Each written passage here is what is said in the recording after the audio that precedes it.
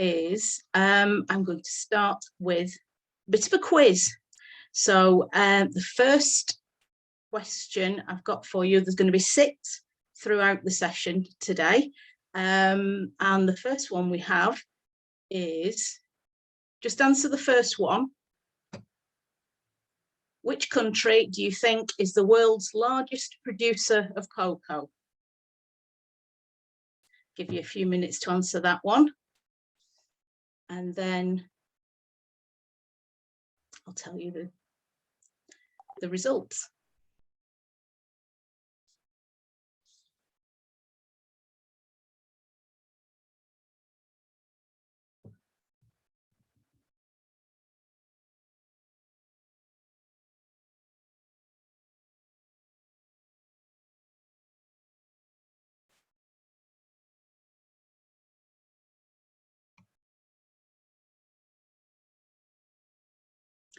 Yes, Hannah will be sharing the link for the recording. I've got everybody's email addresses when they signed up, so I can email you the link for the recording. Don't answer the second question or any of the other ones, just the first one at the moment, because I'll be asking the other ones later on.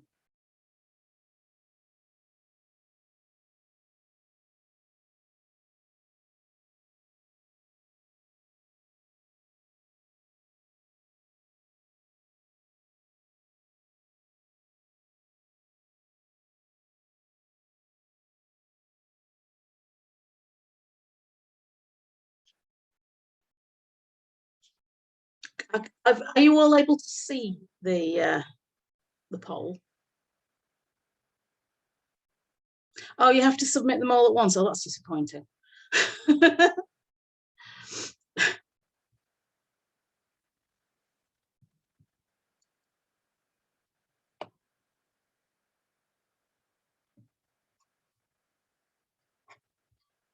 Oh, I'm told you can submit just one answer. You can't. Okay. Yeah, apologies. This is me not knowing very much about how Zoom works with this poll. So yes, what I'll do is I'll give you the answer to the first one now, and then throughout, when I was going to ask the question, I'll just give you the answers when I was going to do that. So yes, right. Let's end this, and the answer. I'm not going to share the results because obviously we've got the other questions coming up, but the country that is the world's largest producer of cocoa, 57% of you got this right, Cote d'Ivoire. So right next door to Ghana, where Kodzo is at the moment. Right, I'm going to hand you over to Sally and Kodzo, who are going to take you through a fantastic presentation about cocoa and what's going on with climate change in Ghana. Thank you very much, Joanna. Thank you everybody for joining us. Good morning. So I'm just going to introduce myself. So my name is Sally Seddon. I am joining you today representing Shared Interest, and my colleague Kodzo is going to be representing Shared Interest Foundation, and he is really going to be presenting the majority of this session for us this morning. So just to, I suppose, warm us up perhaps to the content this morning, to let you know a little bit more about Shared Interest and our work with Fairtrade producers. We are warmly welcomed this morning virtually by our friend, one of our superhero friends, Captain Cocoa, who is going to just introduce us a little bit to some of the impacts of climate change on cocoa farmers. So I'm just going to share with you this very short animation here to give us a little bit of an introduction to the session this morning.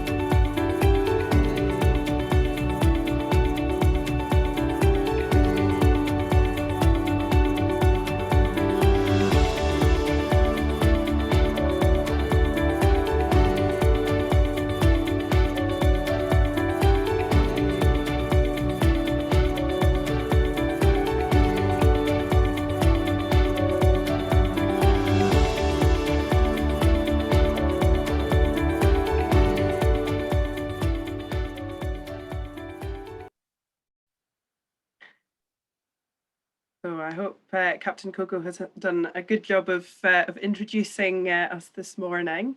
And Joanna, I'm going to pass back over to you to take us on from here. Thanks, Sally. Yes, excellent. So that was a really good introduction to cocoa and the issues that we've got there. And isn't Captain Coco adorable? And I'm sure some of you know his friend Super Avo, the avocado as well. I'm going to give you the answer to the second question that, from the quiz, which was how many cocoa pods can a cacao tree grow each year? The answer to that one might surprise you, 2,000 to 2,500. That's really quite a lot because they're quite big. That's so fantastic. And so the best thing for me to do now is to introduce Kodzo Korkortsi, who is the Shared Interest Foundation Manager based out in Ghana, and he manages the whole of West Africa, and he'll be explaining some of the issues that we have in cocoa, and how cocoa farmers in Ghana and West Africa are adapting to the climate crisis.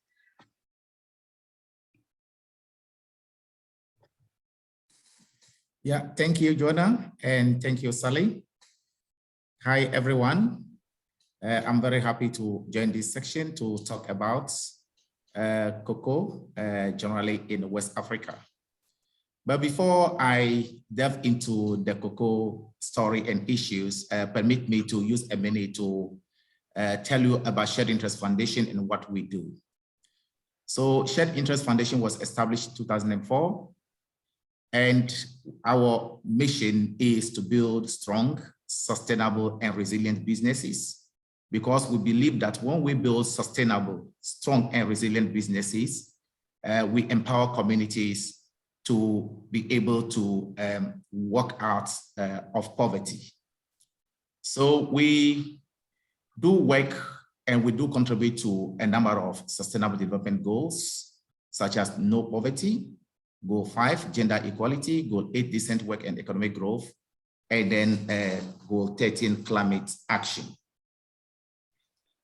We are currently running 7 projects in 6 countries, including Ghana, Cote d'Ivoire, Rwanda, Uganda, Nicaragua, Peru. And we are working with commodities such as sesame, honey, passion fruits, coffee, and of course, cocoa. Yes, Sally, we can move on. Yeah, the next slide. So these are some of the results that we have achieved during the past year, 2021.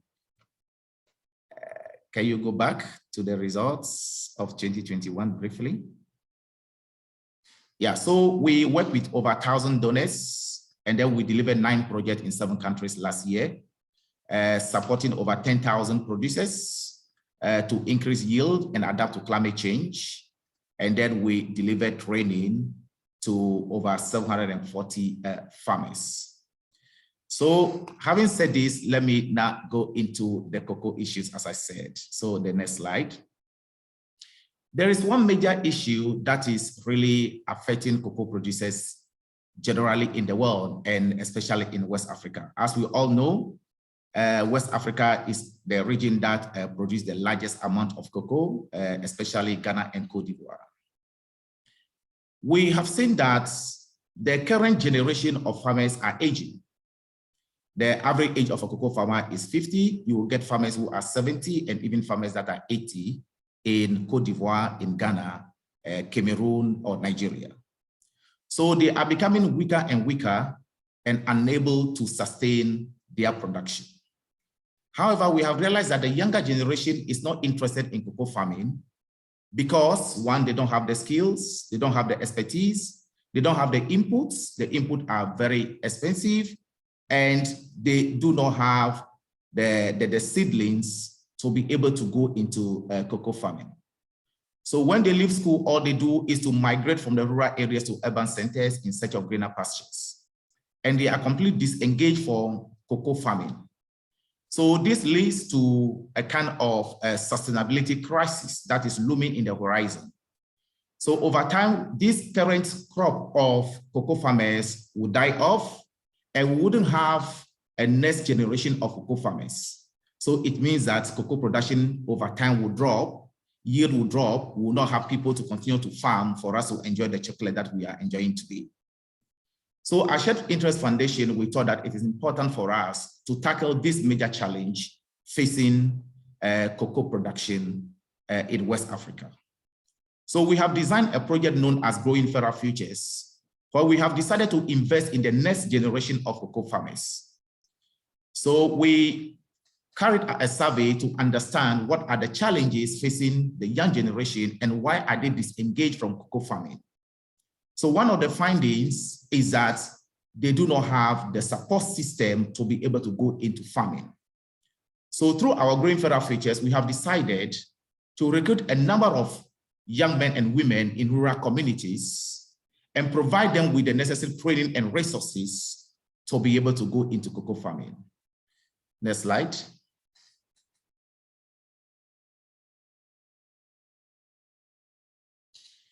So here on this slide, some of the major challenges facing cocoa farmers in West Africa is aging trees. They have planted the trees for several years, they are aging, and they are not able to produce the required yield.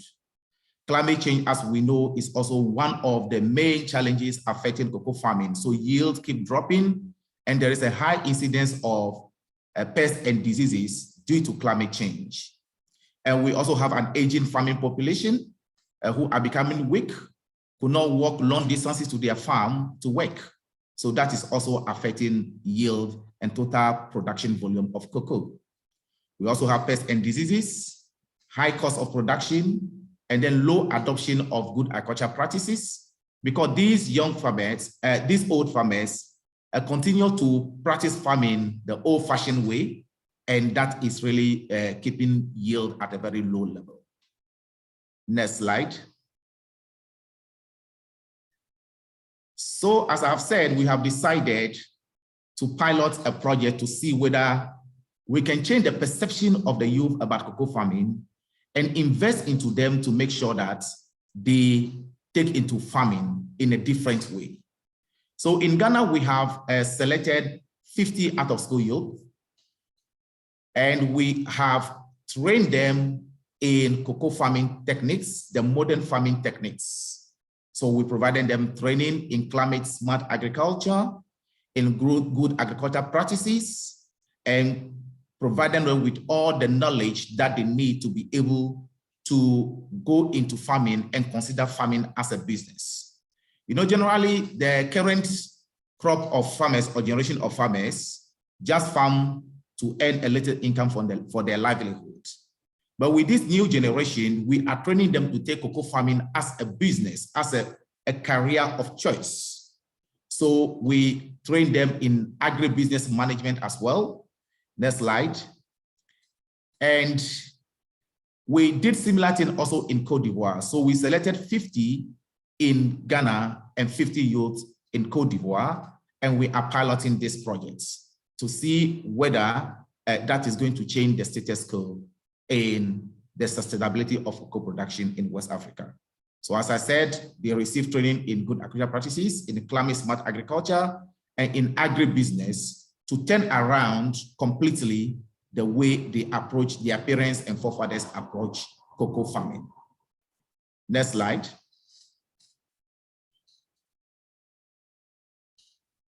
So in this picture, you will see that we have, after the training, we have provided tools and equipment to make work easier for these youth or young men and women.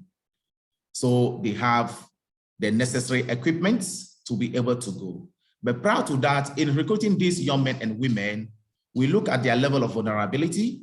We look at access to land, whether they have a land to be able to go into cocoa farming. And generally, most of them got land from their parents who are already cocoa farmers, but they were disengaged. So based on that, we provided these tools to be able to clear their land. And based on the training that they have received, they were able to prepare their land and follow all the practices that they had learned theoretically to be able to plant their cocoa trees. Apart from the provision of tools and equipment, next slide, we have also established climate and disease-resistant cocoa nurseries. You know, the current trees that we have on the farms in Ghana and Cote d'Ivoire takes about 4 to 5 years actually to grow. And they are not able to stand the harsh climatic conditions. Climate change continues to affect yield, and the farmer is unable to make an income from his cocoa farm to be able to sustain his livelihood.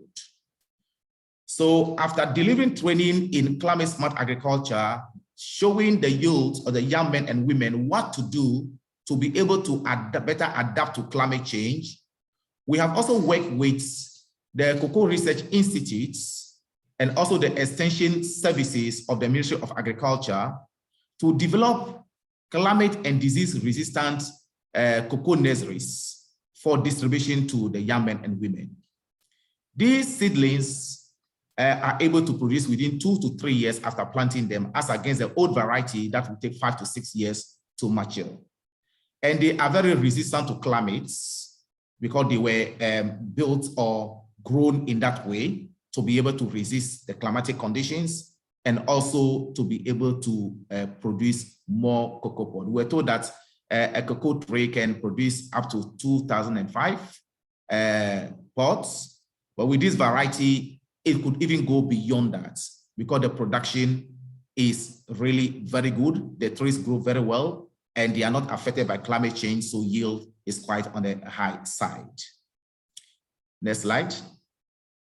So after the establishment of these cocoa nurseries, we have gone ahead to distribute the trees to the young men and women who are desirous to go into cocoa farming. So you will see them taking the cocoa seedlings. Some photographs are from Ghana, others from Cote d'Ivoire, where we did a distribution. In Ghana, we distributed over 22,500 cocoa seedlings. And in Cote d'Ivoire, we distributed 37,500 seedlings to the cocoa farmers.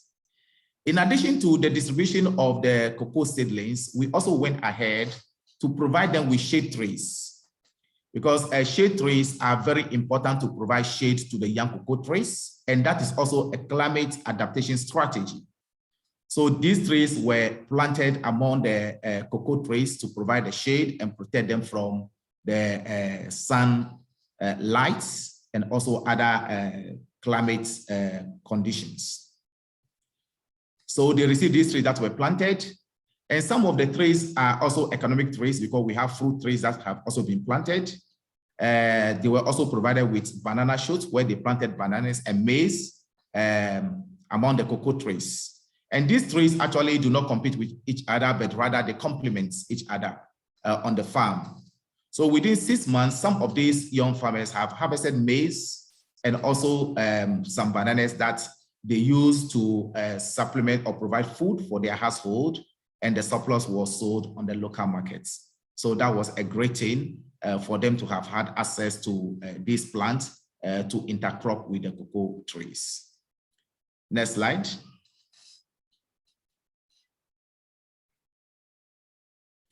So in this slide, you will see, as I was telling you, this is the maize that was planted by this young farmer. And the other lady on my right was planting a banana shoot. And this happened last year, and those trees have grown and they've been able to harvest. Now the cocoa trees are also doing well on the farm. Next slide.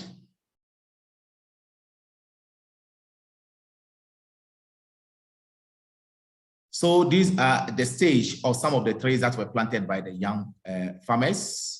We sent an evaluation experts and agric extension officer to the field to carry out inspection of the farms on our behalf during the COVID time. And the report that we have received is that the trees are growing well and are promising. So in probably 1.5 years, they will start, these young men will start harvesting their first cocoa pod, and they'll be able to start making income from cocoa.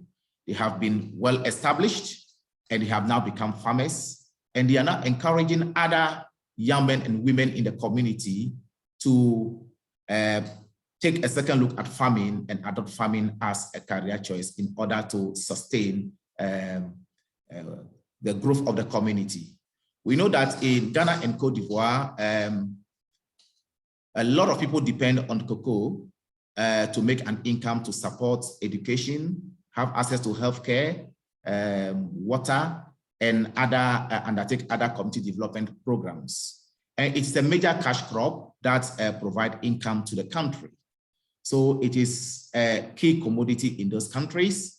And for that matter, sustaining the production despite the effect of climate change is critical to these young men and women. So there is now a campaign, mouth-to-mouth, campaign being led by the youth to encourage other young men to also join them in this farming business enterprise. So the next slide, where we'll share some of the comments made by participants of the projects. We have Anita from Cote d'Ivoire, one of the young women that benefited from our project, who never thought that she could make an income from cocoa, but based on the training and the tools and equipment that she has received, she is now looking at cocoa farming as a promising business that can provide her income to support her livelihood. Emmanuel from Ghana said that the project has given him a very big hope, and that he now believes in the future of cocoa farming, and that with cocoa farming, he will be able to support his family and make an income also to improve his quality of life. Our project coordinator in Ghana, Daniel Ewuku, said the project has really provided a platform to sustain cocoa production and to motivate young men and women and other farming to go into farming. So these are some of the testimonies following the project that we are implementing to invest in the next generation of cocoa farmers and also build their resilience against climate change and continue to maintain yield in order to sustain the economy of these two countries.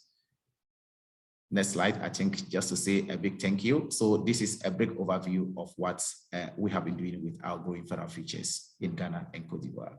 Thank you. Thank you so much, Kodzo. That's really interesting. So we're going to move over to question and answer in a minute. But before that, I'm going to give you the answer to the third question, which is how many cocoa beans make 1 bar of chocolate? And the answer is it's about 300, which is perhaps higher than you might think. So yeah, there's an awful lot of cocoa goes into every single bar that we buy. Anybody, if you've got a question for Kodzo, either put your hand up, either physically or ideally using the reactions button at the bottom, so that you pop to the beginning of my my screen, or you can pop it in the chat, and I'll call on you to ask it. So one of the things that I was wondering, it sounds like a fantastic initiative to get younger people involved in farming. Are they learning from the older farmers as well? Is that are you sort of harnessing the experience of the farmers that are already doing it, that have been doing it for generations? Yeah, Joanna, can you take it up again? So yeah, I was wondering whether in the training for the young farmers, whether you're drawing on the experience of the older farmers and whether they're learning from their elders the best way to farm cocoa.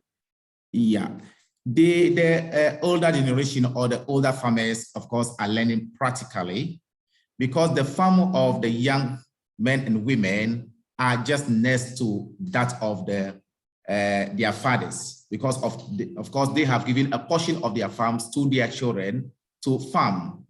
So once the young man is adopting certain practices, they copy that.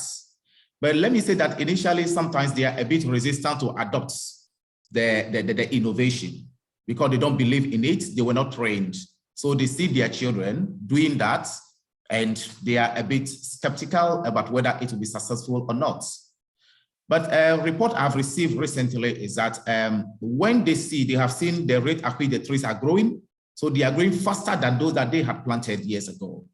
And they look at the grain, the physical appearance of the trees actually tell them that this is a good thing. So gradually, some of them are trying to adopt these practices, learning from the younger generation. That's great. So both generations learning from each other. One of the other things I wanted to ask, with cocoa farming, obviously what generally happens is they grow the cocoa pods, dry them, and then those pods as beans are shipped out. Do you see a future in West Africa for processing, so adding more value into the raw cocoa? Is that something that you're seeing in those areas? Yeah, there is a big conversation around that. And then governments actually of these two countries are encouraging a lot of locals to think about value addition to cocoa, because that might even fed them more income. So others are doing chocolate locally. We have some local companies that are processing cocoa and making chocolates. Others are also making beverages with the cocoa, and they are local companies.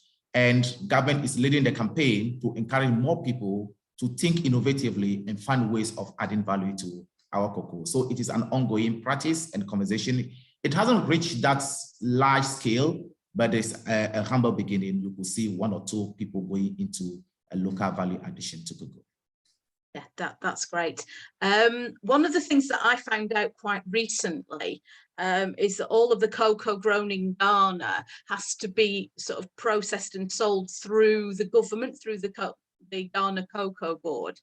And so what that means is that even if you are a farmer and you're growing your own cocoa, you can't use it because it effectively belongs to the government.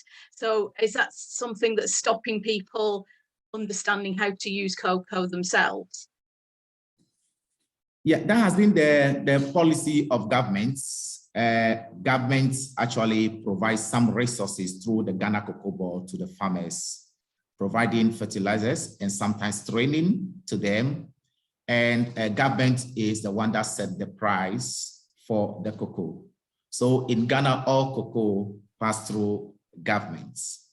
Yeah, of course, other people would like to smuggle it and sell it without the knowledge of government. It is illegal because there are other licensed buying companies who will come and offer higher prices, and then the cocoa farmer would like to smuggle and sell to that individual in order to make more income. But there is also this conversation ongoing where farmers are asking for a higher price for the cocoa, but government sometimes is also helpless because there are so many factors that go into price determination. There is the world markets, forces that also play a role in determining the price that the government fixes. So recently, the government of Ghana and Cote d'Ivoire came together to fix a price, but the buyers also have an issue and feel that the price was too high and refuse to buy the cocoa. We are not able to consume all the cocoa that we are producing, so we need to rely on buyers from the north to be able to buy our cocoa. We don't have the technology and the capacity to process the high volumes of cocoa that we produce. So there's a need to come to a kind of understanding between the north and the south as to how we fix a price that will be mutually beneficial, and that will also help the farmer to meet his cost of production and make an income to support his livelihood. So yes, of course, but in Cote d'Ivoire, the situation is quite different. It's more liberal. Through the Council for Coffee and Cocoa, individuals, you can sell to your own buyers. So government does not control cocoa. So it is two different systems being practiced by the two largest producers of cocoa in West Africa. Really interesting. Yes, so one of the things I found interesting from your slides is the fact that there are different types of cocoa that you can farm that do different things. So some that are more resistant to climate change. And can you just explain a little bit more about the research behind that and how these new forms of cocoa have come about? Yeah, the research institutions that are based in West Africa continue to find ways of innovating. So they look into climate change is continuing and keep varying. So they look at what are the climatic conditions, what type of variety of cocoa can withstand better the conditions. So research is ongoing, and they are coming with new types of cocoa to be grown to be able to help farmers to better adapt to climate change. So what happens normally in practice is that the old farmers are reluctant to pull down their cocoa trees and plant new ones, because when they pull it down, it means that they are going to spend about 2 to 3 years waiting for the cocoa to produce for them to make an income. So between the 2 to 3 years, they are not sure how they are going to survive, and which is a challenge for them adopting the new type of cocoa that is being now grown. That is why the strategy now is that they pull down part of their farm and give it to the younger generations to plant the new trees. So they have parts that is already fully grown to continue to harvest from it and gradually they'll be replacing the old trees. And every year they come with a new type of cocoa trees based on the research findings, and it is introduced to the farmer population through education. But as I said, the major challenge is that when you cut down the trees, you deprive the farmer from his means of livelihood. So the strategy for us as a foundation is to invest in the younger generation, encourage the older farmers to give part of their farms to the young ones so that they can plant the new trees. And gradually, when they take over, then they will be able to expand this new variety. So that's the situation. And I think from what you've said, if the farmers are able to expand and grow maize, plantain, other things that grow more quickly, then is there a local market for that, or is that things that they're eating themselves? Yeah, there is a vast local market, but they normally also produce them because they are staple food. Maize, banana are staple food in West Africa. They do our local dishes such as fufu, benku, and others, which are maize-based or banana-based type of food that they make. So they normally produce for home consumption, first of all, and the surplus is what they sell on the local market. But let me say that the income they make from those commodities are not as high as that of cocoa. Cocoa is a cash crop, and it actually provides a higher income. Nevertheless, these also banana and maize that they produce actually also support them in a way in trying to meet their daily food requirements and also make some quick money to meet 1 or 2 needs that they may have. Yeah, that's great. I'm going to answer the 4th question now, because I think that we mentioned nutrition, and the question was, which vitamins does dark chocolate contain? And the answer to that was vitamin A and vitamin K. So actually dark chocolate is really good for you, and it can be a really important part of a nutritious diet. We've had a couple of questions in the chat. So Elspeth is asking how farmers in Ghana can be paid the fair trade price if the government controls the price. Yes, I think that there is always a collaboration between Fairtrade and Ghana Cocoa Board. They continue to engage with Cocoa Board to actually come out with a living income for the cocoa farmers. So it is also a debate and a conversation between Fairtrade Africa and governments who are working closely to influence government to fix a price that will be fair and help the farmer to make a living. So what is done is that government has its own price, of course, but the licensed buying companies are those who buy the cocoa and then provide it to Cocoa Board. So Cocoa Board give the license to, because they themselves cannot go to the field and buy the cocoa. So they have organizations that we know as LBCs, licensed buying companies, who have licenses issued by Ghana Cocoa Board, who go to the field. So most of those licensed buying companies have a fair trade certification. So apart from the price set by governments, they do pay the minimum price as agreed by Fairtrade. And they also provide a premium to the farmers. So that is at the level of the license buying companies. So they meet the price requirement of governments, but above that, they go ahead to pay the fair trade premium and also the fair trade minimum price to the farmers. It's only that if the cocoa is being sold on a conventional terms and that the farmer group is not also fair trade certified, then they might not have such facilities. That is why there is this encouragement of farmers to be in cooperative and be certified so that they can benefit from the minimum price and other added benefit that come with being a fair trade producer. Yes, I think that's the important thing, because there's no such thing as a fair trade price. It's a minimum price, and we encourage anybody that's buying to be spending more. So a couple of the companies that I know always make sure that they pay a lot more than the minimum when they buy West African cocoa. Tony's Chocolate Only and Ben & Jerry's always go beyond the fair trade minimum, and the fair trade minimum can be higher than the government minimum, and as well as we also have, as you say, the premium on top of that, which is around about 10% of the cost, and that has to be spent by the community. So it's very much not a case that the government sets a price and everybody sells it at that price. That's the minimum price. Barbara's asking a question about do Ghanaians, do they like chocolate? Do they get to eat chocolate? Yeah, 14th February is declared nationally as a chocolate day in Ghana. So it's a Valentine's Day, but in Ghana it's a chocolate day. So the day has been set aside to promote local consumption of chocolates. I love chocolates, my family loves chocolates, my kids love chocolates, and people love chocolates. But it comes a bit at a high price. It's quite expensive to buy chocolate in Ghana.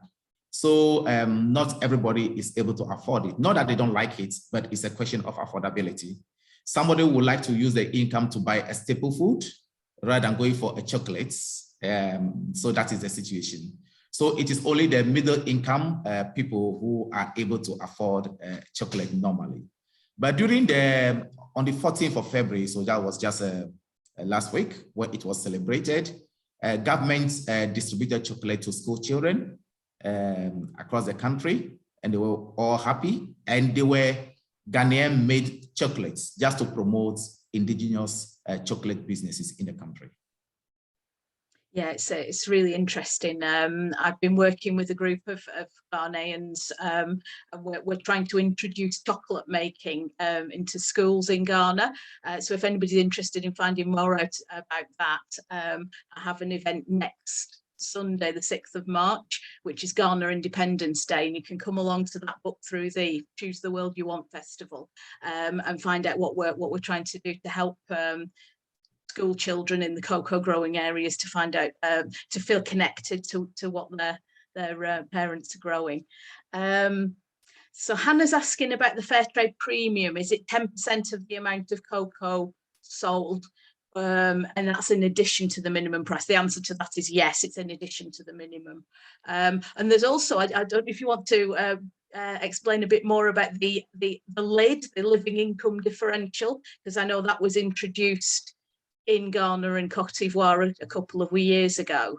That's a government sort of tax towards living incomes. Yes, the question again, Joanna, clarify that a bit. Oh, so could you explain a bit more about the LID, the living income differential that goes on top of the cocoa price? Yeah, the living income differential started, I think, a couple of years ago, where the two governments, actually, it started with a research to determine what income could support the livelihood of a cocoa farming household. Because paying a minimum fair trade price or a government set price may not necessarily mean that the farmer could live on that income. So it is better we look at the cost of living and the cost of production and determine what is the minimum that the farmer needs to earn to be able to support his livelihood. So that was the rationale behind the conversation and the research to come out with a living income. Yeah, but that living income eventually, as I said earlier on, became a bit problematic for the buyers who feel that it was quite high and unaffordable for them because they also need to sustain their industry. It's a supply chain issue. So a whole lot of conversation, and then this could not work eventually, or could not translate into the expectations of the government, because the buyers, as I said no, we can't afford it, but we need to sell our cocoa, so we have to yield to their demand, because when we keep the cocoa, as I said earlier on, we do not have the capacity to process it and to feed our people. We need to export the cocoa. So they made more pressure, and then the price will have to be reconsidered once again. But I think that if you listen to the ordinary farmer, you go to the field, you hear them, they are dissatisfied in a way with the price that is being offered.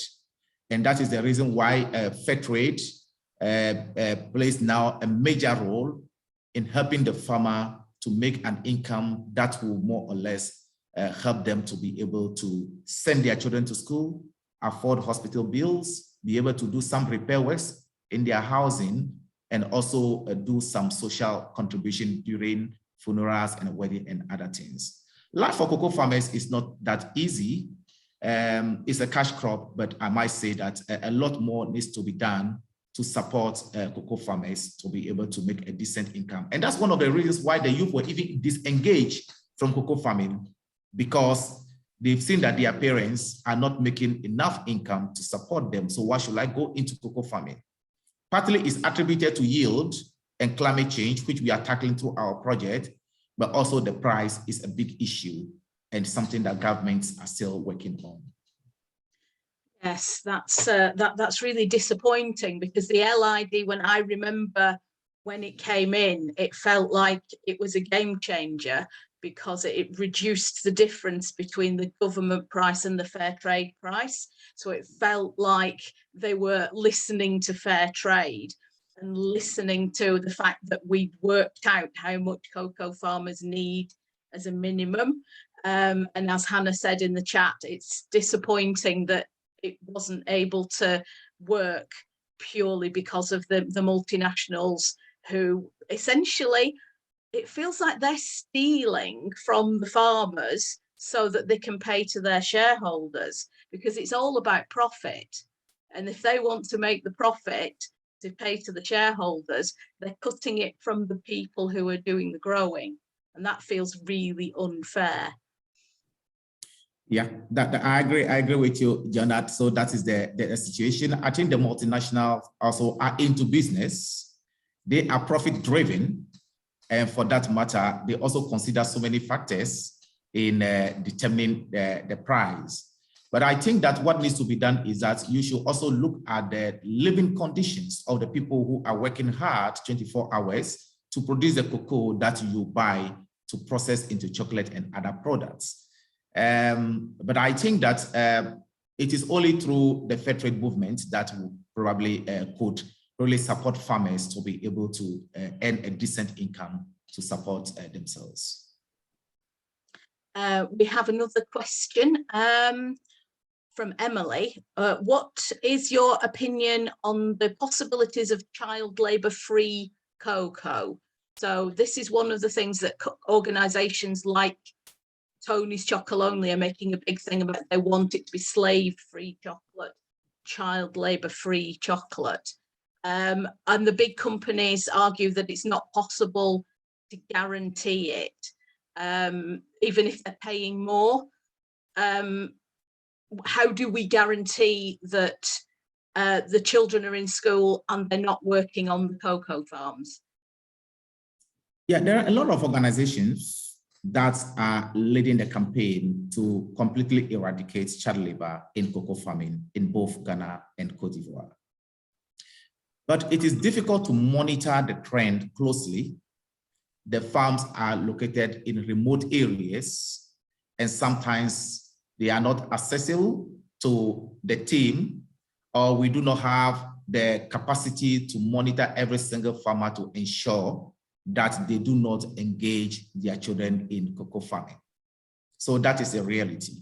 However, there are a lot of education ongoing, a lot of campaign ongoing through radio, meetings, through farmer field schools, engagement at the community level to let the farmers understand that the children need to be in school rather than working on a cocoa farm.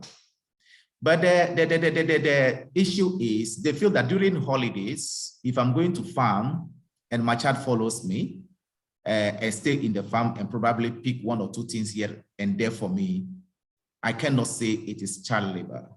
So we try to differentiate between this because we take them to the farm so that they understand and learn certain things by just observing and just get a feel of what farming is.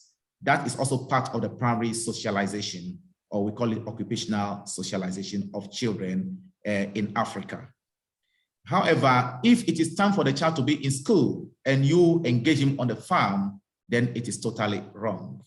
And also there are certain farming activities that we do not need to engage children in, like spraying with chemicals, for instance. If you are using chemical to spray your farm, the child doesn't need to be there because it might affect him.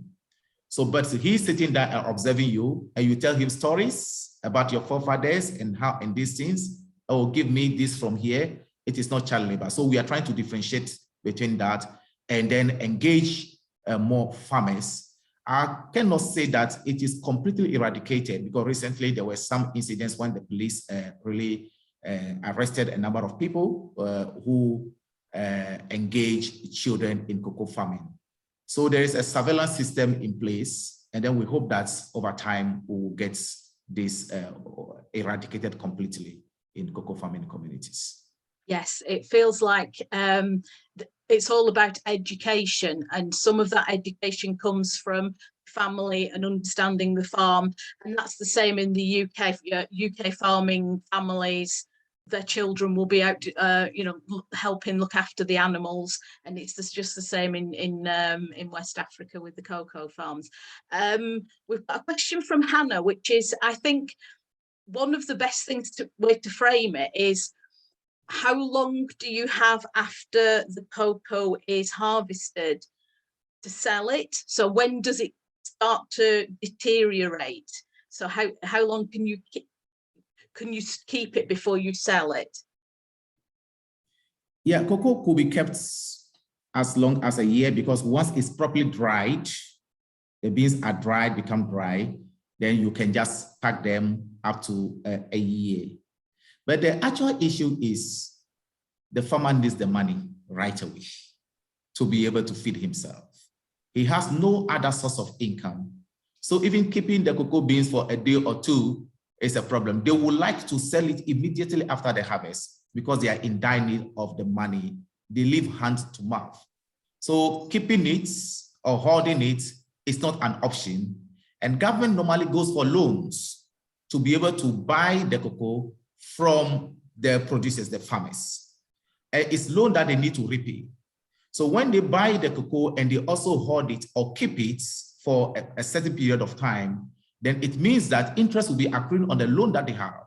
So they also need to sell it quickly to be able to repay the loan in order not to accumulate high interest on the facility that they have received. So that is actually the issue surrounding this. Yes, yeah, it's about, as you say, having the income come in, and we often use the statistic that a cocoa farmer earns on average 74 pence a day, but of course you don't get paid every day. You only get paid once we've had the harvest, and the harvest is once a year. So yeah, you only get paid once a year, and that's got to last you throughout the whole year. So yeah, if you need to feed your family, you need that money. We have a question about the chemicals, because you mentioned chemicals. Is organic cocoa farming becoming more common in Ghana? Yes, I think that everybody would like to consume organic because it's healthier and also it protects the environment and conserves biodiversity. That is why it is key. So a lot of cooperatives are now working to obtain organic certification so that they could go purely organic. And that is something, an agenda that is being pushed by many organizations to get farmers to get organic certified because climate change is also affecting the environment. And if we should continue to use chemicals, then we are causing further damage to the flora and the fauna, and at the same time also damaging the ecosystem. So we encourage farmers a lot to use organic fertilizer for application to their farm. But the challenge also is availability. How available is organically based fertilizer? And also the costs, how cheap and affordable is it for the farmer? So the organizations that are into the promotion of environmental protection and conservation also continue to engage government to find ways of making available organically based fertilizer accessible for the farmers in order to reduce the use of chemicals in farming. In fact, as a foundation, we are also doing a lot in that space, probably not necessarily in Ghana. In Ghana, we are doing soilless farming, where we have trained a number of women to use locally available materials to make organic compost to grow their vegetables. And in some other countries, like Peru, we have established a 250 metric ton organic production, fertilizer production infrastructure. And we have distributed over 240 metric tons of organic fertilizer to coffee farmers in Peru just last year. And recently in Uganda and Rwanda, we have also trained farmers to use locally available materials to make their own organic fertilizer for application to their farm. So it is something that is high on the agenda of the foundation, and then we are working to support farmers to move into organic production.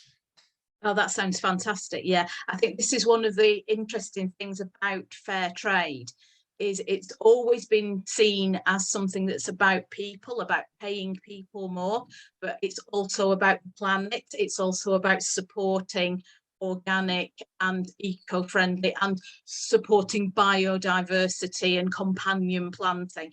All of those things are really important within fair trade. That's important.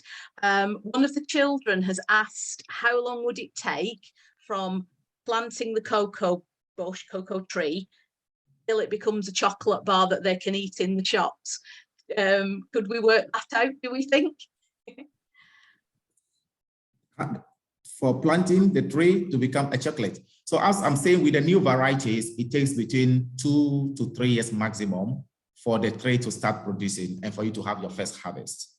So let's say as soon as the harvest is done, it means that the processing doesn't take long. Once it is sold, it's up to the chocolate making companies to process it into chocolates. So the production of new varieties take 2.5 years. You could start seeing some pods on the tree, and maximum 3 years, you can start having a lot of pod on your tree. For the old varieties, it used to be 5 to 6 years, depending on how well you maintained your farm and your trees. And yes, just a follow-up from Emily, who asked the question about child labour. Don't we think that the key is just paying the parents more, and so that they don't need to have the children working on the farms? Definitely, I agree that economic factors are key to child labor phenomenon. Is a contributing factor, because some vulnerable families do trade their children. They send them to farming communities to go and work in order to make income. So they travel from the northern part of the country to the central regions to just farm. So parents give out their children and you pay the parents because of poverty. So poverty is a factor. And I agree that if we are able to support communities to really break the vicious cycle of poverty and make a decent income, why will you send your child to go and work on the farm to make an income? So I agree that paying the farmers well, or reducing poverty will also have an impact in child labor elimination. I remember a few years ago, somebody said that in the UK, the reason that women started to go to work was because their children stopped having to go to work. And one of the things that you were talking about for the young farmers is that a lot of them are young men, and they talk about amongst themselves and encourage each other to become cocoa farmers. Are young women encouraged to become cocoa farmers as well? Yes. For our two projects that I will use as an example, in Ghana, I think we have 46% of the 50 are women. And in Cote d'Ivoire, it was quite low, it's 23%. But I think there is also a problem with women, is a cultural thing. Women don't have easy access to land. And this actually deprives them from going into farming. And farming also is looked as a labor-intensive activity, so which needs a lot of energy. And then a woman walking long distances through the forest to the farm is also very risky. So all these factors account for the low participation of women into farming. So what we are encouraging is that husband and wife should work together on the farm. So the woman has some level of security. She'll move to the farm together with the husband, and then they work together and the income is shared equally among them. So in our community engagement activities, we do meet both with men and women, and then we engage to find the best way of encouraging women participation, because women play a vital role in the maintenance of the household. And generally in Africa, especially in West Africa, when men harvest their cocoa and they have their income, they want to go and make merry with the money, whilst the woman would rather think about her children at home. So men have the natural tendency of meeting with friends and do all that they want to do. But the woman, when she has her income, the first thought is, my children at home, they need to eat. So that is the reason why we are encouraging more women. And women are better at managing resources than men. And there are a number of researches that have shown that in our space, that when you give resources to women, they are capable of managing judiciously than when you leave it in the hands of a man. So. Yes, I remember I said that to somebody a few weeks ago, and I was told that that was sexist, to say that women are better with money than men. But we know, as you say, there's research to say that's the case. Thank you so much, Kodzo. We've run out of time. I'm going to just give the final two answers to the questions, and I'll share the poll results. So the final two questions were, which country consumes the most chocolate per capita? And the answer to that is Switzerland. And the final question was, which brand sold the UK's first Fairtrade certified product back in '94, which was a chocolate bar, and that was Green and Black's.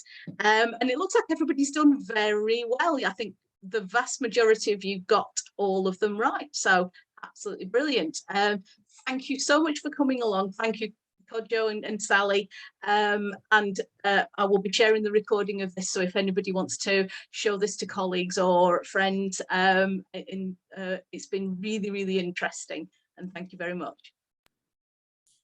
Thank you, and bye-bye. Thank you, Joanna, for hosting us. We really appreciate it.